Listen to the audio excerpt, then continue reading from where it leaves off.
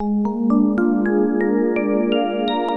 មានឯករាជ្យនៅទីក្រុងភ្នំពេញគឺជានិមិត្តរូបនៃស្មារតីជាតិខ្មែរនិងជានិមិត្តរូបមួយក្នុងចំណោមនិមិត្តរូបបំផុតនៅក្នុងរាជធានីភ្នំពេញvìមានឯករាជ្យស្ថិតនៅចំកណ្ដាលរាជធានីភ្នំពេញប្រសពមហាវិថីនរោត្តមនិងមហាវិថីព្រះសីហនុvìមានឯករាជ្យគឺជាកន្លែងស្នូលសម្រាប់ប្រារព្ធពិធីបុណ្យឯករាជ្យជាតិរបស់កម្ពុជាvìមាននេះត្រូវបានសាងសង់ឡើងក្នុងឆ្នាំ1958ដើម្បីរំលឹកដល់កម្ពុជាទទួលបានឯករាជ្យពីអាណានិគមបារាំងនៅថ្ងៃទី9ខែវិច្ឆិកាឆ្នាំ1553និងបង្ហាញពីអារម្មណ៍ដ៏ជ្រាលជ្រៅរបស់ប្រជាជនកម្ពុជាចំពោះអធិបតេយ្យភាពជាតិនិងសេរីភាព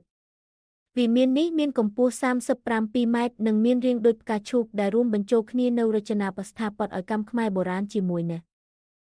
ធាតុសិល្បៈទំនើបផ្កាឈូកតំណាងឲ្យភាពបរិសុទ្ធនិងការកើតជាថ្មីតួនៃវិមានមានស្រទាប់ផ្កាឈូកចំនួន5កំពូលមានរូបដំរីក្បាល3អៃវ៉ារ៉ាជានិមិត្តរូបនៃព្រះរាជាណាចក្រកម្ពុជាមូលដ្ឋាននេះត្រូវបានឆ្លាក់ដោយទេវកថាខ្មែរនិងឈុតប្រវត្តិសាស្ត្រឯករាជ្យរាល់ព័ត៌មានលម្អិតបង្ហាញពីមោទនភាពជាតិវិមាននេះធ្វើពីថ្មម៉ាពណ៌សុទ្ធចាំងពន្លឺព្រះអាទិត្យជានិមិត្តរូបនៃសន្តិភាពនិងភាពបរិសុទ្ធនៃប្រទេសកម្ពុជានៅពេលយប់វិមានក្រោមពន្លឺកាន់តែមានភាពឧឡារិកคล้ายជាទិដ្ឋភាពដែលមិនអាចរំលងបានក្នុងទិដ្ឋភាពពេលយប់នៃទីក្រុងភ្នំពេញរៀងរាល់ថ្ងៃទី9ខែវិច្ឆិកាកម្ពុជាប្រារព្ធពិធីដ៏ធំ